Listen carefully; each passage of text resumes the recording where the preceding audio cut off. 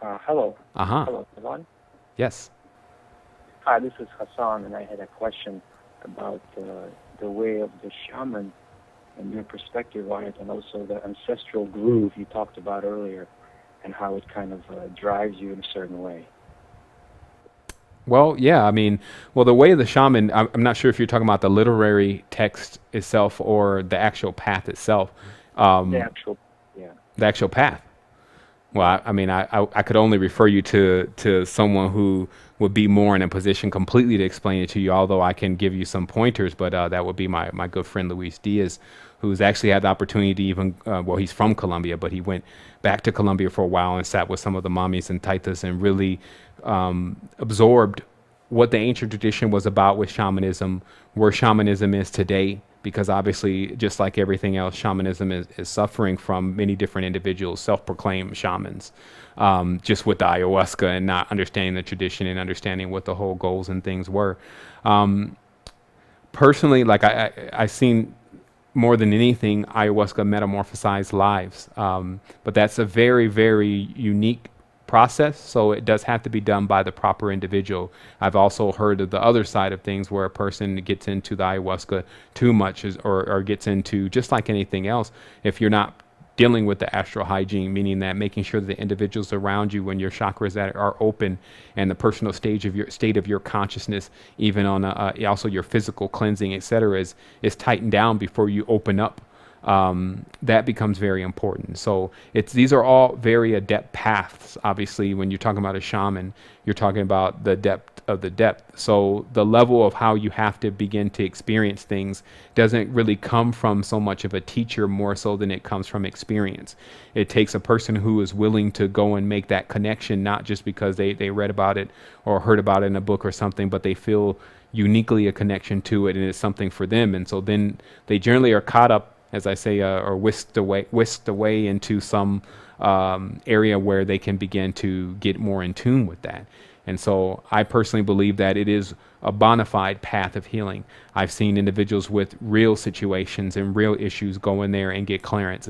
It has the ability to metamorphosize anyone that participates in it because it breaks down the ego.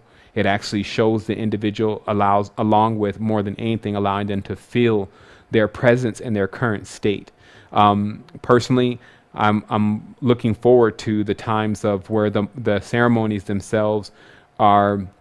There's always healing going on. Don't get me wrong. There's always going to be healing in the tradition, but where the ceremonies have a projection that extends into directives such as figuring out what's going on with the planet, etc. And I believe that this is the new stage of shamanism in a sense with what I call the neo-shaman, is looking directly into certain situations while they're in that stage of consciousness with groups of individuals. I think it offers that level of potential, actually a great level of that potential. So what I'm saying, just to be very clear, is that many of the ceremonies that are being conducted, probably 80%, are based on just healing, meaning that generally the individuals that are coming in are dealing with something in their physical, spiritual, or mental lives, and they're looking to get some clearance, and then they go in there and they get that clearance. And that's generally the intentions that are made. And as I said, there's always cleansing going on. And in certain cases, many of the individuals that have been participating in the ceremonies are ready to move into the next stage of what the ayahuasca is capable of doing and what it's all about.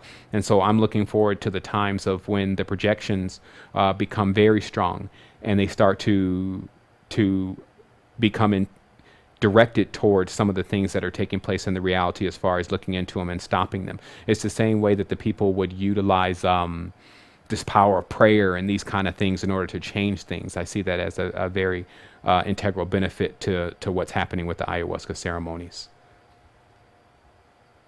Thank you. Mm-hmm. Wholeness. Wholeness. Okay, so that was a rather short call, so I'm going to go ahead and take another call if anyone has one. And in between then, I'm going to go ahead and take a look here. Okay, someone says they have a question. Actually, that someone is Oman. And they say, hi, I have a question. Sometimes when I travel far places, I start feeling uneasy. Is there a way of getting rid of this feeling, as it's stopping me from traveling the world? The furthest I've traveled is 7 hours. Please help. Okay. Well, Oman, what's mainly necessary is that has a lot to do with your foundation and your root chakra, because that's what actually gives you the foundation. That's what makes you feel comfortable when you're in other places, is that root chakra. It's basically how planted are you where you are to allow you to feel the connectivity, right? And so the first thing that I would ask you is that what is your workout looking like? Like, are you actually working out your legs and the state of your legs? Because if someone can kick, let's say for instance, kick your legs, and will you move over, or meaning will you fall, or will you actually be able to stand up and hold your stance, right? So that's the first thing, is to getting with your ground. Also, make sure you tune into the next show, because that's going to be all about how to perfect your stance. Caller from the area code 608, you're on Astral Quest Wholeness. Hi. Hey. Are they still taking phone questions? Mm-hmm. Or should be answered? You're on now. Body cleanse. The total body cleanse. Uh-huh. And I did a life science screen and found some issues with my liver. I found some cholesterol. There were some things with my lungs, and I'm not going to take this to a doctor. My chiropractor, I told her I'm doing this body cleanse with the dynamics.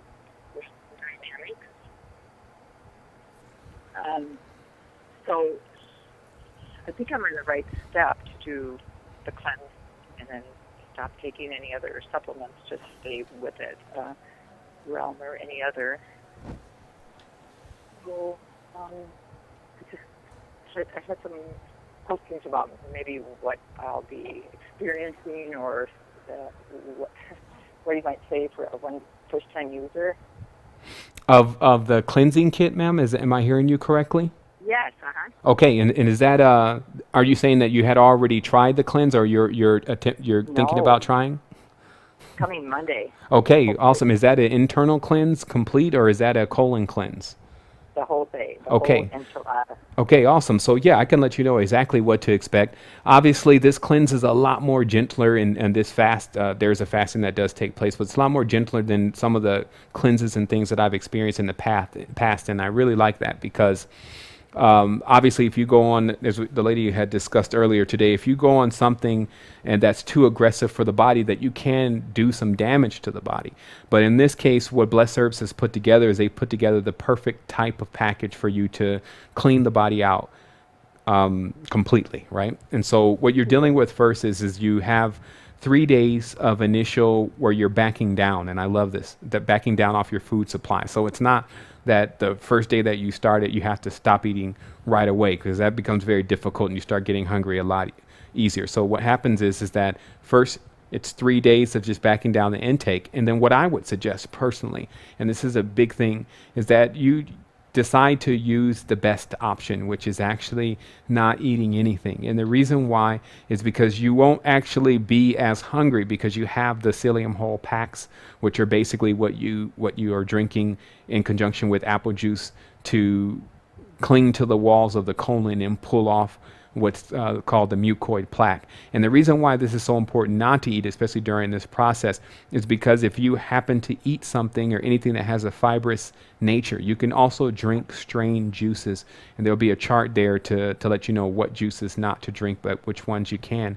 But making sure everything is strained and has no pulp, what happens is that it allows all the psyllium hulls to cling to the walls of the intestines, versus again, if you're eating something, it's going to cling to the food. And the reason why this is important is by the 7th or 8th day, it should have built up along the complete line of all of the walls. And obviously it's like a tube, a snake tube. And so when that occurs, when one part shifts, it generally has the ability to drag all of the rest of the parts that it's stuck to off. And so you'll see this is different than all the rest of the movements that you've had in the first 1 to 6 days. And this movement will be rather dark, and you can tell that it's been removed from the intestinal walls. So it's happening lightly within the first 1 to 6 days, and then there's generally one main movement where you can feel the change in the frequency. And then after that, you got about 2 days left. There's 9 days total. And then you go into the second part of the cleanse, which is the part of the complete cleanse where you're cleansing the blood, cleansing the liver, etc. And during this process, you can actually begin eating. However, what you'll notice is as you come off the cleanse, it's like coming out of the car wash. You want to keep the car clean.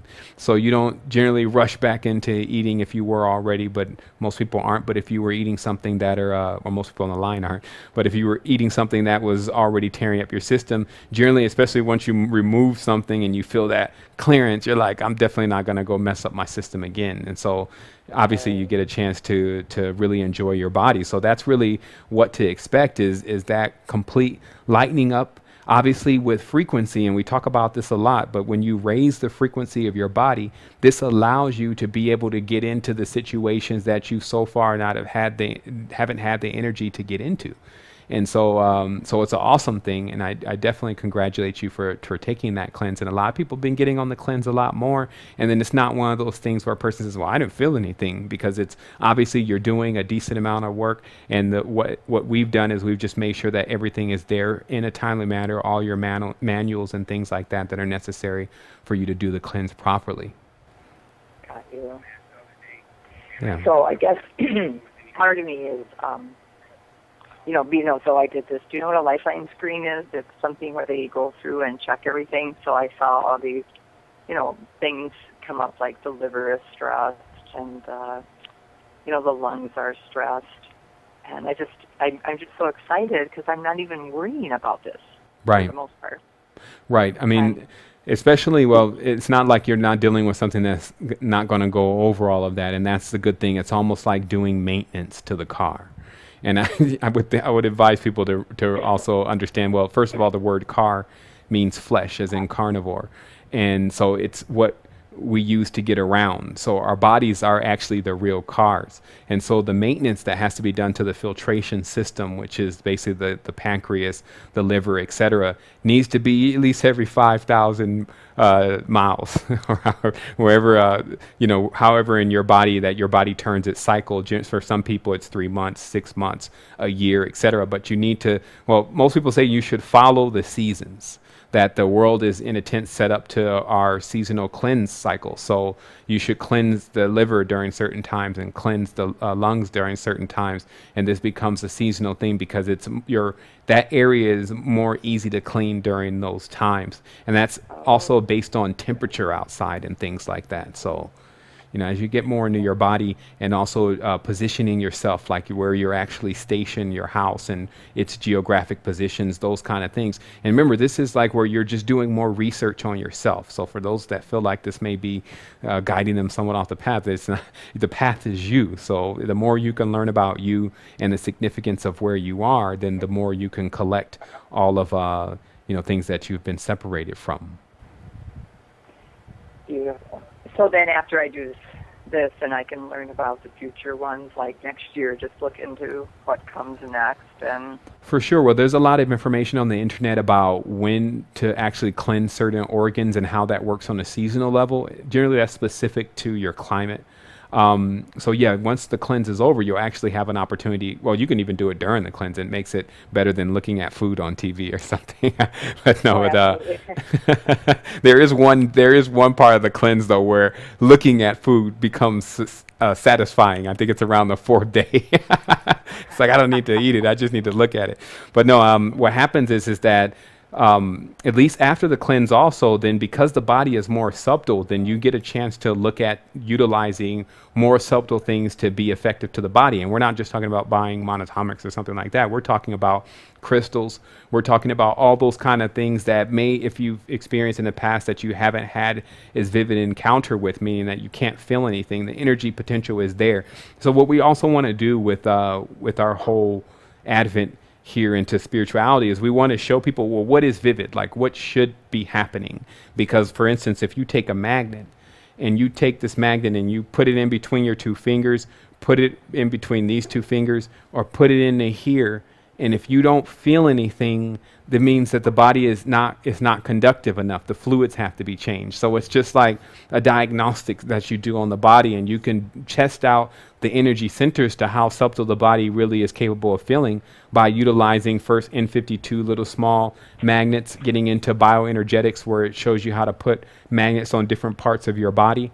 And so those kind of things become more of the exploratory work that you get a chance to do after the cleanse, because you also know the body's in the best stage that it's been in who knows how long, probably since you were younger, depending upon how many cleanses you participated in. But it's in the best stage that it's ever been to get involved, especially in things that have been somewhat puzzling and difficult to deal with, even from an emotional level, because you'll notice that a lot of that energy, all the emotional energy, and we'll get into this more, and you heard it kind of in the intro to the show if you heard it, but it says watch your emotions and learn to control your emotions, because your emotions have everything to do with the root chakra, especially when it comes to getting angry and getting fired up, as they call it, or running hot, as other people call it. They use the correct terms, because when the toxins begin to build up in that colon area, and then there's no movement, then there's no vibration, so the furnace is not as hot. And this actually doesn't allow the person to burn off toxins. It also allows the person obviously to begin to gain weight, since their digestive system's not functioning properly. So all these kind of things. Now look at what we're about to do. The next show, we're going to isolate all of those things step by step of how to do it mentally, spiritually, and physically. That way, whatever part of the person that they're more partial to, then they'll receive it like that. Because what happens is, if we just talk about it on the physical level or on the spiritual level or on the mental level, we're going to miss the person that is primarily or sometimes diametrically opposed to whatever kind of stance that you're explaining it at. And that's why we use this triangulation. It's a real thing. It's not the Illuminati. It's about when it's time to find someone, you can't find them with 2 coordinates. You have to use 3. And so that mind, body, and soul is our 3 coordinates to locating whatever's going on in the easiest way to get it fixed for the maximum results. Got you. Well, here was my plan, because I think I have a jump start, because I took some of the gold, the Kaleido gold, because I wanted my brain to be good, because I'm starting to be a insurance agent. And then I took some pink, and I took some red. So I really saw the emotions settle down, and my friends shared Chulin and black. So I've had a little of that. I'm sure it didn't absorb like it's going to in the future. Right. Well, after I do my cleanse. Well, yeah, you definitely got it. Well, something like Chulin, and that's what I was saying before, is generally Ayurveda is even the next step to internal cleansing. But even before internal cleansing, stuff like Gene Builder, Chulin, Shilajit, you're going to feel, especially from an energetic level, and but you'll feel it more, and then also you'll be able to make the change the dosages. The dosages will be a lot lower before you feel like, okay, I've had enough of this particular substance. So.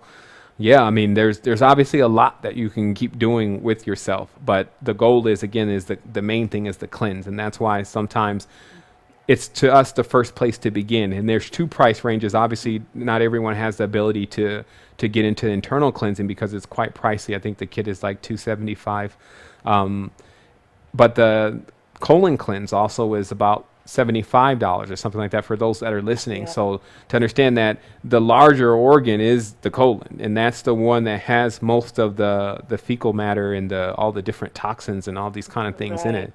And so even because if you talk to someone, they may say, oh, I don't know. Obviously, they're arguing with it, whether they're going to spend money on themselves, but they can go and spend it on a pair of shoes or something. But the reality is you may get people that say, well, I'm not prepared financially to put $318 into myself, which is, I guess, what the kit is after taxes. But a simple $100, what is that, $75, can actually make drastic changes. And even if the person is actually experiencing some kind of financial situation, because we've figured out that current or currency attached to the energy in your body, it's almost like making an investment to see a return. Because if you think so? I think I will. I think so personally. I'll be more. I know everything's going to run smoother for my work when I do this. Yeah. Just two questions. Mm-hmm. So what I had thought I would do, because I had just invested some money into some Young Living. They had some minerals. You know. I can't even think. I'm so excited talking about it. Me too. Trace minerals with their essential oil, and I had something called sulfozyme, and I was thinking of using that up to, because I sunk some money into that. Oh yeah, I mean, if are you meaning Or is your question, should you continue to use the other products? No, stop. I mean, I haven't started it, but I thought I would Okay. use that up, and then I definitely am going to be moving into, after the cleanse, I'm going to move definitely in 100% to Realm Dynamics products when I finish my cleanse. But I'm looking at this product I have here with the Young Living, and I'm like, oh my gosh, you know, I've got these couple bottles of trace minerals and, you know, some of what they call sulfazyme. I think it's got some MSM and, you know, things that aren't going to hurt me, I don't think. I don't know, I guess I can figure that out. Well, yeah, I mean, obviously, whatever substances, I think, Young Living is not that horrible a company. They're a little bit pricey sometimes, but they tend to do decent research on their products. So all that stuff you can incorporate into your regimen. Right later, it's yeah. especially when it comes to trace minerals. Trace minerals can be added to the water, like actually should be added to the water that you drink. I'm not sure if they're in capsule form or if they're in liquid. Yeah, I have to Is it take them apart and drink them. Yeah. Yeah, I'm only, I don't, what was your first name? James? James. Mm-hmm. So I am, I think I just want to take it because I put the money into it. I think it's, you Yeah. know, it is pricey. It's a good company, but I've discovered this, and that's going to be my new path. Awesome. But yeah, I wouldn't discard it, especially if you've taken it before and it gives you, you know, what you need. Obviously, what all we do is we just make sure that everything that we're getting is of the highest quality and that it's going to do what it says it's going to do as far as the substance itself, and then the rest is just left up to the aspirant from there. And so, yeah, if you have certain things that you've already purchased and they're coming from companies that you've already investigated, Yeah. we definitely don't Well, say I'm not throw it gonna out. buy it anymore. No, it's going to be done once this is gone. It's going to be what I've discovered now. So then here's one more question. My daughter is just finishing up. She had breast cancer. She's doing radiation. She's struggling with the tamoxifen. Being in her shoes, I do exactly what they say, but she wants to do a cleanse. But I'm guessing she should possibly wait till she gets done with all of that. And where did you say she's going, ma'am?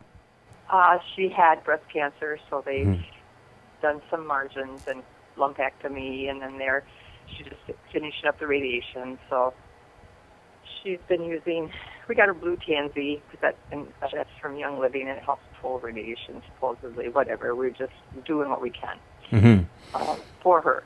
So that's going to be done. Now she's staring down this thing they want her to take. It's called tamoxifen. Tamoxifen or something like that. It's so she's got some big decisions.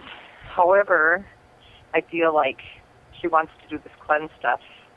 We're trying to zero down when we think she should start that, but they could want her to take this tamoxifen for 5 years. Well, yeah, actually, we just had a conversation about something very similar to this very recently, and it's a very serious subject because it's about after the doctors and after the modern medical practice has treated something, what steps should be taken from a holistic level, what steps are still safe to take. And this is something that came up because we were examining one particular situation where an individual had cancer in the family. The family was half and half. Many of them wanted to treat it naturally, but the majority wanted to take it to the hospital and to go through some type of therapy, and obviously the time was running out. So they chose, instead of doing it through the holistic way, to go through the doctor. And then, of course, they put them on the chemo and they did some surgery. And it still didn't improve things. And so the person went into then trying it the natural way and had some more of adverse reactions. And so this was a big concern because obviously the people who were somewhat of the naturopaths said, well, yeah, it's because we're treating now over the top of burns. Because of the radiation, the burning, and the cutting, which is definitely not the way that you want to really deal with the body when it comes to certain kind of ailments.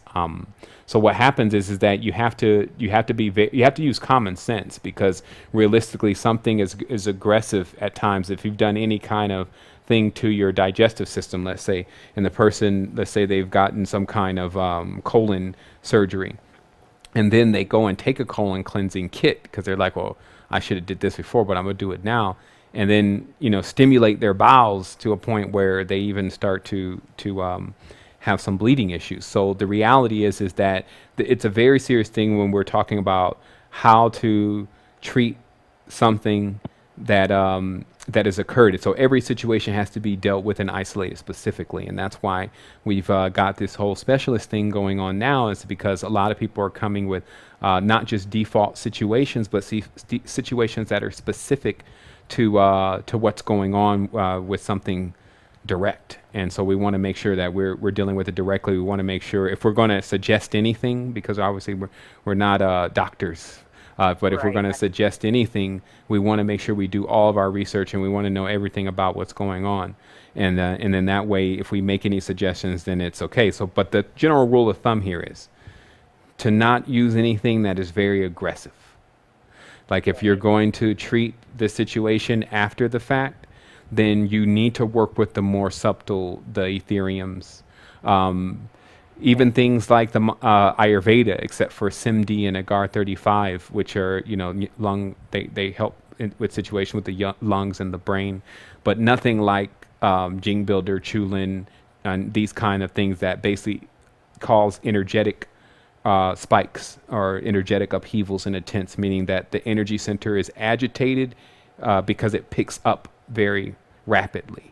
And so these are the kind of things that we want to make sure that you do some research. There's also on Realm Dynamics, there is a help button. We're trying to get that line manned as much as possible. We have 2 people that'll be joining in next week, and so we'll be able to handle a lot more call volume. But it's always something to just run by us really briefly before you make some aggressive decisions. But you said not to send in the Agar 35 or the children, right? Well, I said the Agar 35 and the SIMD is very gentle, so that will work for the system. But I wouldn't advise things like Shilajit and Chulin because they're energy builders. And so in a certain tense, and I know you may be thinking, well, that's what she needs is energy though. But in every tense that the energy may be too strong, you should always, and that's what it is with Ayurveda that's so beneficial, is that you can start off with smaller dosages. Maybe like a half of a peppercorn worth, because it does help to have the right level of fluid consistency. But what I'm saying with everything, you have to do it gently. You can't go into the, oh, we're going to fix this today, and then just dump out the whole bottle, etc. Right. That was my sense. Yeah. The one sense I did have with her, though, was maybe a colon cleanse. I don't know. And that's what she wanted to do. I mean, she wanted to do the colon cleanse. But, yeah, and only, again, I'm not completely abreast of the medical situation, but what the colon cleanse does it contain is stimulants for the bowels, because obviously the goal is to get you moving the bowels at least 2 to 3 times. And so depending upon her actual physical condition, like how her energetic system is now, like how strong she is, this would determine everything, because it would also determine how much food intake she's going to need while she's going through the cleanse. So, but it sounds like you know what you're doing, but you're just asking me for confirmations in a certain tense. Right, but just know that it's basically what you thought, to go in subtly. Obviously, anything that would treat that area, be very careful of, like in the area and specific to what has gone on. And then if you can see her in any situation where she needs to remove toxins, those kind of things, and you feel like that it's the root chakra that is more toxic, then this is what you would treat with. If you feel like that she's gone into another stage and you need to delve into it on another level, you have the periodic table. So you can go into something that nobody has actually realized yet, but it's just going to be about using your intuition, and that's why it's great, because all these substances work with the intuition. Exactly, and she's got that going. And she had a impacted colon a little while ago, and so I think that's why she was kind of interested in the colon thing, that she knows enough. Healthy as hell. And I don't know how healthy hell is, but she's very healthy, and a radiologist said she's not going to lose any sleep over her because she's doing so well. So I think she's, safe to say if we go gently at this, I think it's going to be beneficial for her. And I do appreciate your time. So. Oh, no problem. It's definitely great to be of service. For sure. That's cool. So is there, now you said your name is James, but it's not James Bomar, right? You're a different James? No, everyone calls me Sevan, but that's my middle name. So. Oh my God, I'm talking to the guy of that course. I have on the I'm the guy on the screen. I wish we did have a bank full of operators. That's next. They're just taking calls because there's some of them coming in now. It's some people taking the calls and saying, yeah. All right, James. Well, I am very honored to be speaking to you. I'm starting this, and we'll work on Terra, and we will definitely be in contact with your people, and we'll move through this. And I feel very honored, and I'm glad I don't chant, and I'm glad I just... Well, there's nothing wrong with chanting. It's just you got to know what you're chanting. You got to know what you're doing. And, it's just because we're hosting a platform that has neophytes and adepts alike. So we have to explain the entire thing in order to get the story out completely and put the proper disclaimers, just like with anything else. No, seriously, I am chanting to the Lord in my own being. Right. I feel you on that. All right, James, I'm going to let you go, and we will be in a little more contact, and we'll get Tara set. She's going to be a powerhouse in the world. Oh, yeah. Like, I have no doubts at all. I have full confidence, especially if you're tuning in because somehow you found us. So there's really no problem that we can't solve because we don't believe that the problem exists before the solution. And I just want to tell everyone that, like, think about it. The problem could never exist before the solution because everything comes from the soul or the force first, and then it emanates from here. We'll see. Well, I'm probably going to end up being one of your specialists sooner than later. That would be awesome. That would be awesome. There's tons of potential in that, in the specialist program. All right. Well, I'm going to be seeing you in Costa Rica someday. All right. I hear you. And you know. Right, bless you. Okay. Thank you. Thank you. Bye-bye. Bye. Okay, so we're going to go ahead. I keep saying we're going to take one more caller, but I keep seeing the caller from area code 647, and I just can't get off the line without saying something. And there's also another caller from area code 416. If you want to call back, I can't take your call because you've been calling in quite a bit. But area code 647, you're on Astral Quest. We're going to make sure we get your call in wholeness. Wholeness 7. What's up? I have two questions, one on pyramids and one on the Sri Yantra. Okay. I'm thinking about making a tetrahedron pyramid to meditate under. I've been doing some research on a tetrahedron and thinking that it would be effective. What do you think? So the first one is the difference between building a tetrahedron pyramid and the octahedron pyramid. Mm-hmm. And the second question is on a Sri Yantra. I have a Sri Yantra. I'm not too sure on the correct orientation of where the middle triangle should be pointing downwards. Should it be pointing upwards? Is there a mistake in how it's seen on Google? And I'll take my question off the line. Thanks. Okay. Thanks for calling in. Okay, so to answer the gentleman's question very briefly, and it's interesting because both of them are really related in regards to the Sri Yantra and then in building pyramids. What I've learned is with the energy is that, especially, how can I put this? Okay, let's talk about the Dynamo Jack video and Qigong Master. And if you've never seen it, you got to type it, you got to see it because you'll see someone display the real spiritual energy. But there was something that he said and it rung a bell, and he was talking about yin energy. Okay. And what he said is that all he does is he increases the field of yin, and this allows, I may be saying it all wrong, but just watch it, and he's going to tell you that makes a field of energy. And then this field of energy allows for things that are on the spiritual plane to manifest. Okay? And there's a lot of deep things that you can read into that because he's really got the power, and he's doing the meditations all the time. His long dead master is even talking to him from the other side of the grave. So they got the connection somehow. So you have to almost read every single word that these kind of people are saying and not just look at, all the different things that he can do, even though he's not showing off. But it's important to listen to what he's saying. So what he's saying in so many words is that the reason why it's difficult to manifest what we call a spiritual field is because our field is devoid of a specific kind of energy, mainly this yin energy, we'll call it.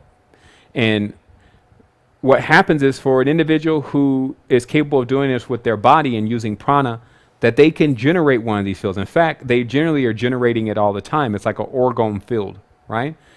Now, some people have gotten into the knowledge of how to develop objects that do the same thing, seeing the same energy principles that are assigned to this kind of toroidal or torus type structure, that they've designed imploders, pyramids, especially at specific geometry, in order to attempt to harness or bring down these kind of powers or energy, and to allow them to be in fields that are more concentrated with it, so that they can absorb it.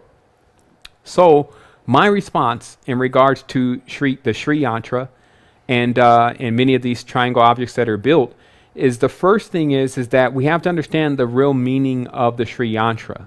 And as from a metaphoric level, it was the interlacing of triangles, which is obviously the two opposing forces, not necessarily what we call masculine and feminine, but two opposing forces coming together to generate, just like any kind of car does, right? So this is a symbol of a generator. But it's also a very crude symbol because it's using straight lines. So what you'll find is that straight lines are at times the three-dimensional diagrams to what's going on a spiritual plane, but what's happening on a spiritual plane is happening in more of a curve and a fully three-dimensional field. So the easiest way to explain this is that when you're looking at things that are drawn on a piece of paper in this reality, you're looking in 2D, despite you're in a 3D reality. And this must always be understood, is that we see most things in 2D. We have some depth perception, but most things are in 2D, because to see 3D, 4D, you have to see behind the object. And you have to see the object completely. This is only can be done outside of the body. That's why that stage outside the body is more associated to what 3D really looks like. So what happens is that when we visualize things like the Sri Yantra in this other stage, what we find is we find concave triangles. We find a design that seems to mesh right over the spiritual reality that is already present within the physical reality, thus becoming somewhat of a beacon. And this is the same thing that I've noticed this 528 Hz pattern does, is that because it's the same field, and I've seen this also with Dimitri, or in times that I've utilized the third eye, but you see this field that's meshing, and you see it all over the place. Sai Baba's chakras, on the crown chakra, you'll see this is the pattern. You see it as the back of a cone. You see it when you put 528 Hz in a frequency generator on a cymatic pad. So whatever that field is, which is the midpoint of the solfeggio frequencies, it is the convergence field. It is the bridge, right? So I would advise, because there's a lot of pyramid structures and they're supposed to cause great growth and things like that, especially when they're built with copper. But there could be a possibility of building a much more effective object if there are concave triangles, meaning that the triangles bend like this, that they don't have these straight line sides to them. So that's what I would suggest. And so that's probably going to take us almost to the end of the session today. Still waiting for area code 416 to call back. And until then, I'm going to go ahead and take this question. The question is, wholeness, shalom from Israel, the Holy Land. Sevan, what are your thoughts on this? 4 blood moons that will be seen in Israel on the 4th of the high holy days. Okay, what I will say is that most of these terms are very symbolic. And I personally, especially after my latest endeavor into the spiritual knowledge, don't want to get into the spiritual conversation about the origins of many of the laws and the rules that have been decreed for Israel as far as its holy days and spiritual days. And the reason is because I've been reading over a very intense work that talks about the usurping of this knowledge about Israel and about Canaan, about Ra and about Abraham and about Seth, and who everyone in that belief system really was. And about that knowledge system being taken from those individuals, or being taken from that place and then being changed and edited and then being taken to a new place and then given an entirely different meaning. And there's something deeper though, because a lot of people say, oh, I know that. I know our religion was taken away. But if you study the deeper works, you'll find out that this particular system that included these particular gods was the Eidolon system. It wasn't the system of the ancient ancestors. And that's seen within the Book of the Dead, where the being known as Ra, who's now comes forth now as Jehovah, after the name changes and everything, says that I was the first from the Menu, which is basically our correspondence to hell. And not hell as we know it today, but hell as the place of the netherworld, to where things are generated from the lower levels and then up. So it gets into some very, very deep things that are very occult. And so I asked today, just from the stance of what people understand about the name, the word that controls them all, the pyramids, the confined ones, the arcs, the covenants, MLK, not Martin Luther King, but Moloch, Menelik, and these kind of deeper connections that are about something totally different than what people think they are, meaning that I'm not saying it's good or bad. I'm just saying it's not proper to get involved in things that you don't understand and understand, and that that you haven't done complete research from connection, meaning that experience is the only real teacher. So when you have a connection with something, it's as vivid as me and you. So if I asked you, when's the last time you talked to it, then in that communication is vivid, not something that's just going on in your mind, meaning that, oh yeah, I talk to God every day. God talks to me. And is that the God in you? Meaning that, is that the actual you, or is this some other deity? Because if you're imagining that it's some other deity, something outside of you, then you're in error, because the only God that really exists is the God within. The ones that are externalized are the eidolons. So what the eidolons had created, and those who brought forth the system of the eidolons, under the, especially duplicating the same Enneagram system that was being used with the ancestral connection, mathematics basically.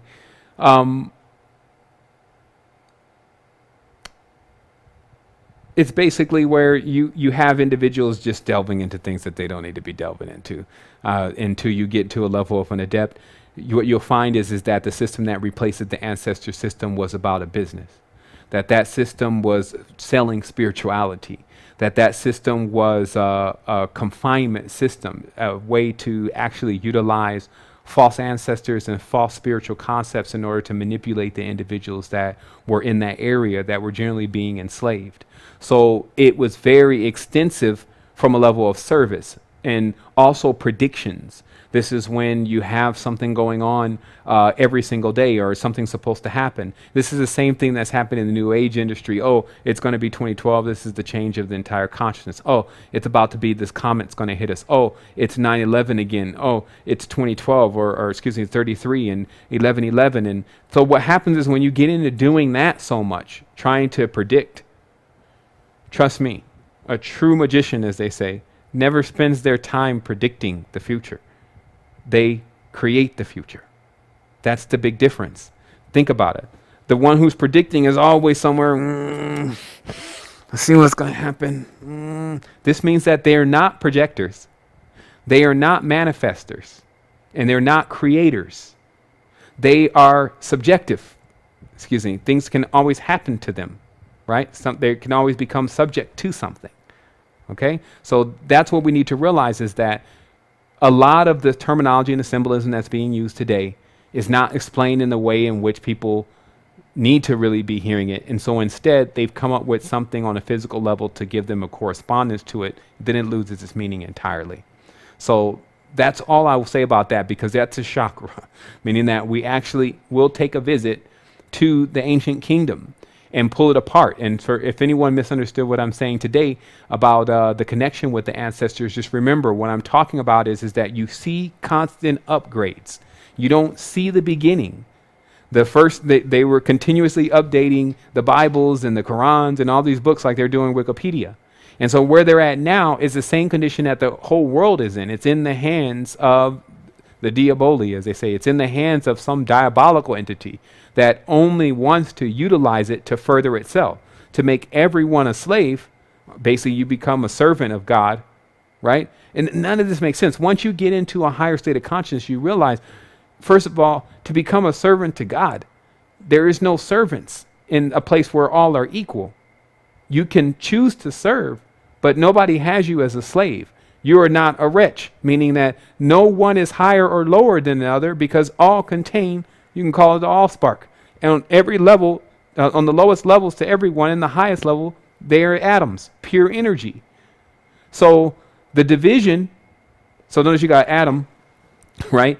And then when Adam is split, he creates Eve, or nighttime. Let me show you how these are metaphors, okay? So Adam is actually Adam Cadman. He is a completely, it's a male-female, completely generated being. Then when it splits the atom, there's an explosion, Eve comes out, or nighttime. This is why there's a nighttime in the reality. This has nothing to do with a male or female as you know them, okay? And then now, once these two are now outside in external reality, now they commit the sin that they will act of which they will surely die. Now, sin is the other name for the moon. The moon moves into a phase, and then it causes excessive reproduction, if you didn't notice. And then they come together, and then they commit this moon, sin, sex, or six, and then they divide or die, meaning when the baby comes out, the baby is a smaller microcosmic version. So you just died and then came back to life, because this is the tree of life. However, if you don't understand how to do this process, then you create a Cain, or a king, meaning a child that does not get instructed properly by the parents and thinks that it's the only one. That's why Yaldabaoth, then it is shown exclaiming, I am the only God. Why his mother, Sophia, it's like, Yaldabaoth, no, you're not. So you see, so all these are deeper metaphors. So you have to follow the story and then realize when Abraham and Sarah, or Abraham, the Saraswati, when the 7 seals of that are broken, those are the 7 chakras in the body, because all these books are coming from an entirely different tradition, and they're just playing a buffet. So some people think that that's only exclusive to the Christian faith, but it was exclusive to the Egyptian faith once they got the 5 extra gods, because that threw off the Enneagram, because the Enneagram is 360 degrees. It's a perfect circle. It's 9. It keeps rotating upon itself. Rotate, or Sator, Tarot. It's the wheel, right? So there's no reinventing of the wheel, because the wheel was not broke. Now that the wheel is broke, there's this constant reinvention of new gods and new deities, new structures. But truth is always apparent within nature, meaning that there's no reason to go outside to get anything. The nature of how we are. That's why the true nature is your way of being. They say that's his nature.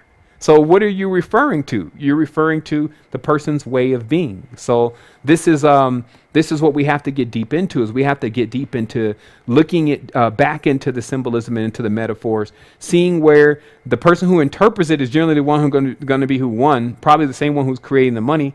They say there's a God that they trust in, so they're probably going to dictate who that God is based on their money. So that makes the money and their God exchange. They're synonymous with each other. But then you'll find that these same people that wrote these books were the ones who were exchanging the money in God's temple. That was the first place that you went when you came into a country to trade into the currency. The same thing you're dealing with now, the foreign exchange, or the currency exchange, the foreign exchange, whatever they call it, currency exchange. When you go there, that's where they change your current into their current.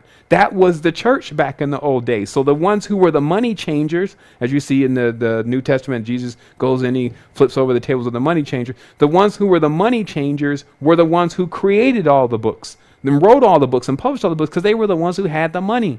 And it was important for them to keep the church as a bank. People need to also go into history. You'll see churches were the banks, because those were the only places that people felt that they were safe.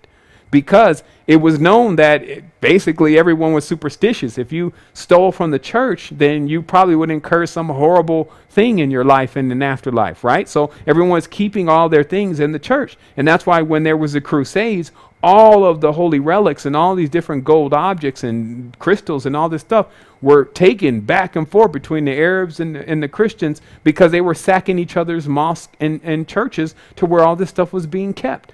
So, you know, it's watching history, not from that there is something horribly new going on here. Meaning that if something new does go on, generally experiences something horrible at first, because people are ready to stay stagnant. You start talking about you know, how the religion doesn't make sense and how the language doesn't make sense. They just want to stay using the religion and language, not know any type of new religion or new language. Actually, no religion at all, no language at all. Going over to different systems, like we speak with the frontal lobe here. Like, why would we go to another compatible form of communication? We need to step it up here. So this is why our advent into this reality has been, I believe, by everyone welcome to many degrees, and it's because we're coming and we're bringing something new. We're questioning every single thing that we've been told is true and matching it with a micro and macro cosmic connection in order to authenticate that. And then once that is authenticated, then we file it away. And then as it's filed away, it enters into a database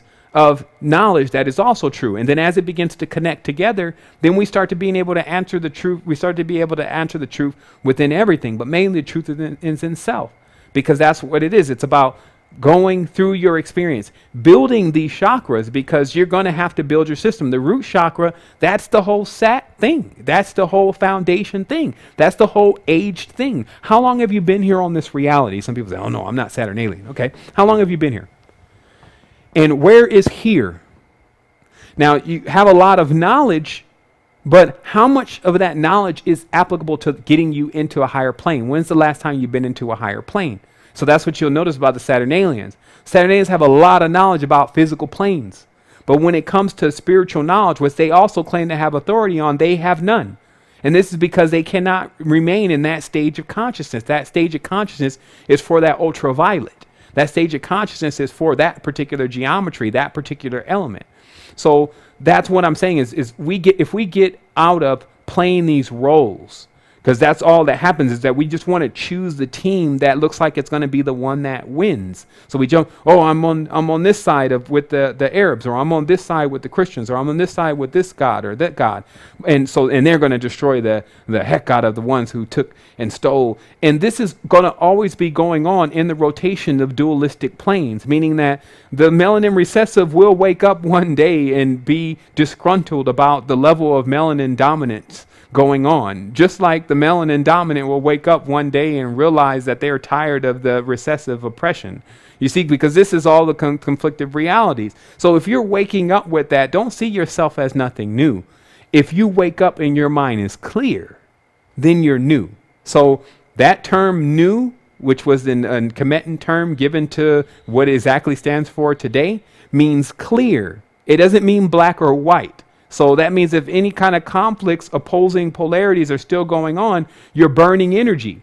So this is why you get hot when you're mad. You get hot, pissed off, right? It's not the same hot, though, that's associated with you working out. You see, and that's more of an internal thing. So see how these fuels, and we'll talk more about this in 2 weeks, but these fuels are important. Like, where are you really deriving your energy from? Everyone's getting their energy from somewhere, but where is yours coming from? Like, where's your motivation? And so when you identify those things, then you also identify the lords, the elementals, those who have control over your life to a certain degree. Meaning that if you have to have food and you just can't do without it, food is exercising some level of control over you. It just is. So this is the same thing. Look with air, look with water. And so where our consciousness really starts to rise is when we actually start questioning how much we do really need right? Because this is actually what breaks open realities like this. When you find that you're not pulling as much from it, you'll find it wanting to give you everything. Everything turns around. And this is because you've just changed the polarity of your entire field. Instead of being a taker, give it to me, give it to me, give it to me, give it to me, you become a giver.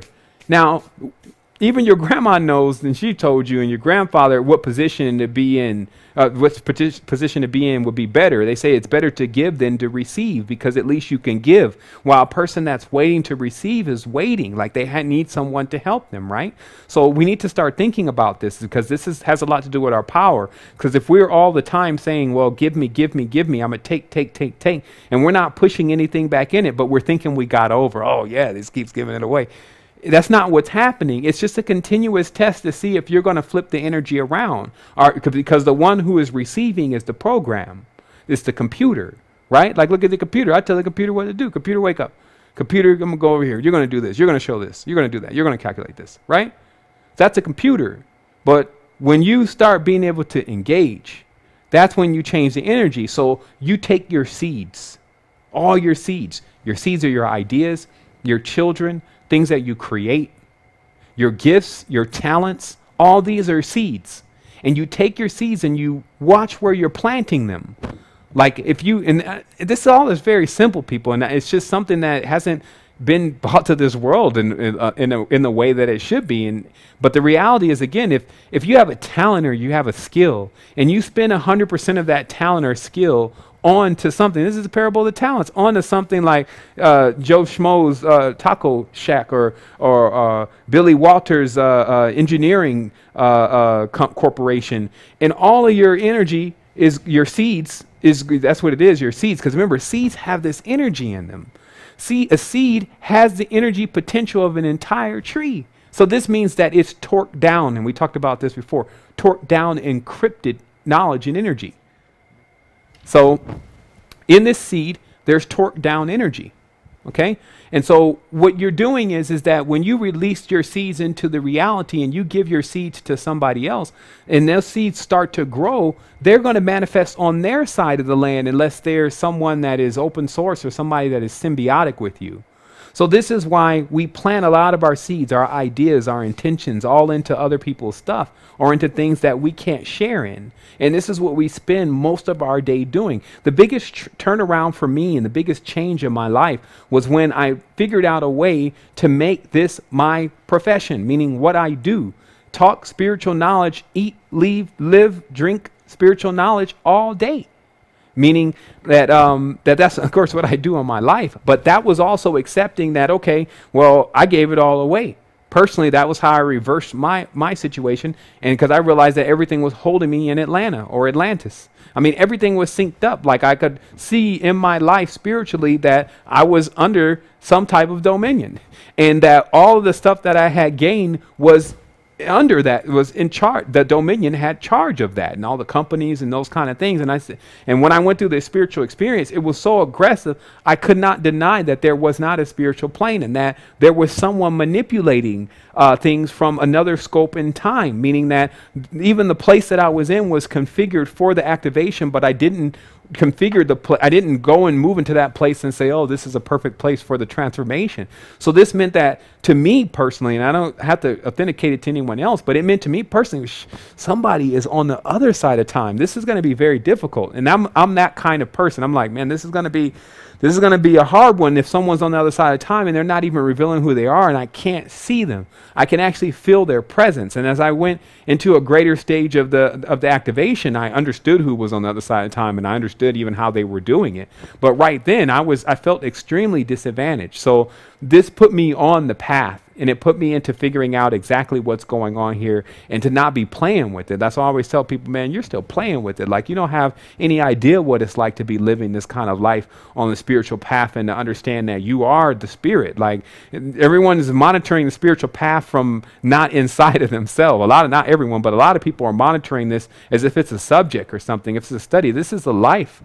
Like this is something that when you get into it, you don't get out. You'll find that it actually is pulling you in. So you better be ready for the next encounter. That's the difference. So what people have done that are taking is that they still have put themselves into a position of when they can choose when they want to metamorphosize. Hopefully they choose fast enough. But when you become a giver, your metamorphosis is guaranteed. That's the difference. Giving pushes off a certain energy that turns the wheel.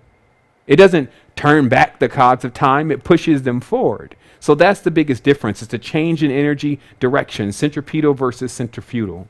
So it looks like that we're coming to the end of the program just for today. And I'm going to come up with a dictionary of new words. Because the word program and all these kind of stuff, it gets to me. Especially with knowing the real meaning of the words. But obviously we have to communicate in something. And we have a lot of people that are also neophytes. So if we start to use the more complex word workarounds, then it may get a little confusing. So that's what's up. It looks like that everyone's got their questions answered. There hasn't been any more calls. So, well, there has been a couple calls, but we're just going to go ahead and conclude. Let me see here really briefly. Yeah. Well, it was excellent. Well, I don't know if the Today Show was really excellent in the sense of that. Normally I have a lot of stuff to bring, but today I just brought open source, which is enough. And then I also bought grassroots, because remember, it's me. There's a few of us. We're increasing that number, but what's happening is also we're being very selective. And the reason why we have to do that is that we cannot have everything that we built tore down by an individual or individuals who are coming and saying they're coming to help, but really need help. So that's why we've metamorphosized the Institute, and I think I'm going to attempt to give a little tour here. Actually, I did say I was going to give a tour. You're more than welcome, Brother Luis. Luis is actually going to be down here in I think a couple weeks, and man, we're going to get to this film thing heavy. And I got another guy here, a good friend of mine named Chris. He's been putting big work in on new graphics and design and stuff, and we're just doing what we can with what we have. And it's making a world of difference. We're linking up with some other people. We're scanning some things. There's obviously some stuff going on in the world. A lot of people are uniting, and we want to make sure that we're at those forefronts also to render our assistance if those projects and organizations are really about wholeness. So let me just go ahead and get this other camera plugged in, because I did say earlier that I was going to give a brief tour. Yeah, I got a couple cameras, but you're going to have to bear with me in regards to this whole switcher thing, because I got it hooked up a little bit different today, as you saw me popping up in the frame on one, and this is not normally the way that it's run, so I just need to figure out really briefly how. But first, I'm just going to start with this room, all right? And that's the camera that we're going to be looking at, and it's got a little latency on it, so while I'm talking, you're probably going to see things a little bit behind. There we go. Okay, so here I am. I'm walking in the room, and all right, so how this works is that this station is, this is actually an extractor. You put herbs in here. Let's say, for instance, rosemary. And again, they're going to get a little latency, but you put rosemary or something in here, and then what it does is it uses the heat and steam extracts the oil, and then you'll get the product of the oil there. And so that's something that we're working with, is seeing the electric potential within herbs. And you can't even get stuff from Young Living that would have the purity level and the level of energy that the herbs have when you first pull them out. And this set only costs, I think, $200, almost $300 on eBay, and they send you the whole thing. And again, when you have those oils yourself, then you know, like, they're not been in the bottle for 2 years or 6 months or whatever. Like oil, just like food, it takes minutes. It can spoil in minutes, depending upon what condition it's in. So what also happens here, and I have somewhat of a limitation with this camera where it can go, is that we have the 3D printer, and believe it or not, like at first, early, I couldn't really see a reason on why to get a 3D printer. I mean, who wants to print plastic, right? Until I start realizing all the different things that could be created. And I feel like personally, if you can get your kids one of these, you can consolidate a lifetime of continuously buying silly stuff and then put them right on to different things like geometry. I'm going to show you some of the things that we made. I'm going to have to get into the other camera. There's obviously a telescope here. We're working on getting into looking at water crystals and that kind of thing. There's the God box down here, which is still being created. It's almost done. And again, there's a little lag on here, but there's actually mirrors pointed inside of that box, and it creates this entire, it's basically the hyperdimensional language in that box with points of light.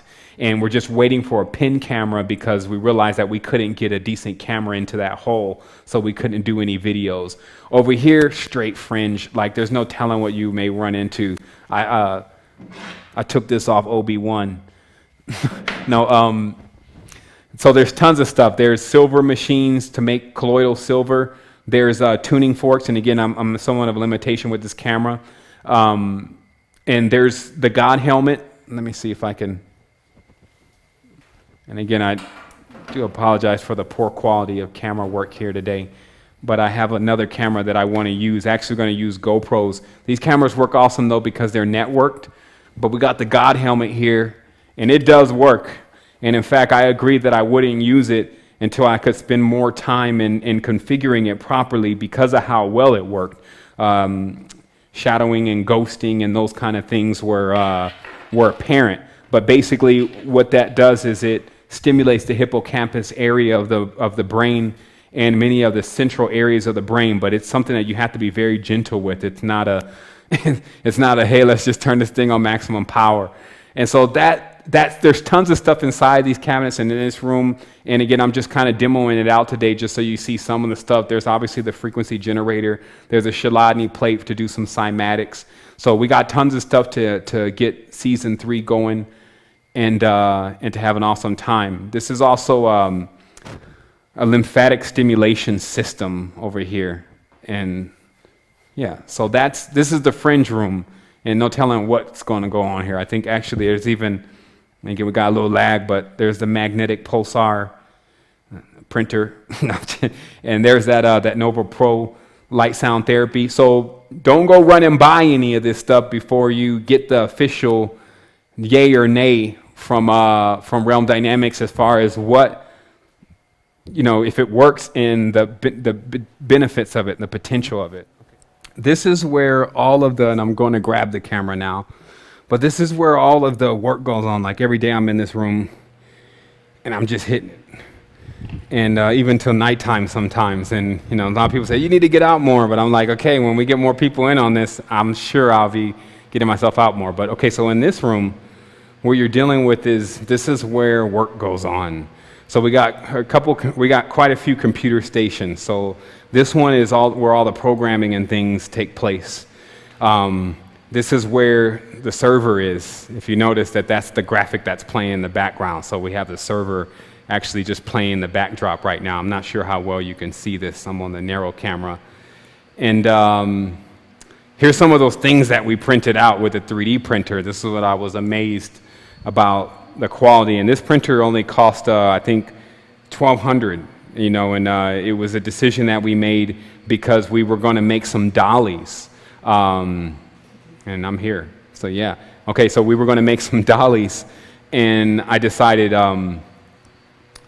for the cameras, you know, because obviously you can put cameras on dollies and you can slide them across and you can do some film. And here's one of those matte boxes that we were trying to get together to do some filming with. And we realized, you know, obviously these dollies are kind of expensive, and we were like, well, shoot, instead of buying a dolly, why don't we just go ahead and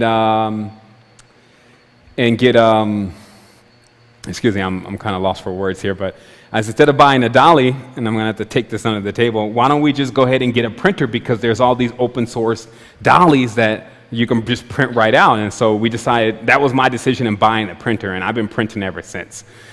This is also, this is all of what you're looking at here is what it takes to run a show. And so what you have going on here is that this is being recorded here. This is how you get your high quality copy after the show. Let's see if I can get into this computer. Okay, so this is actually being recorded now, as you see, in a high quality, and we'll have that uploaded later so you get the high res of the show. All this stuff right here is basically a switcher. Inside of this is what makes TV happen, and this red box right here is what broadcasts things to live stream. And this is a quite complex setup. That's why you see all the cords, right? And so this is also what makes things slightly uncomfortable with studios, is that you got to have a lot of cords. There's no way around it. And so you see there's cords running all through here, and definitely a monster of cords right there. One day they're going to figure out how Tesla made it wireless. Actually, they already figured it out. They'll just maybe release it. But so that's what goes on in the studio. And obviously we'll have some more tours of this place. And here's a little bit of idea of what goes on. I'm going to take you outside of this, into the other room so you can see kind of how that looks. So basically, I'm running all of the necessities out of this room. Let me see. Yeah, you can still see it. And so here's the necessities, right? And then where that's going is that's going into this room.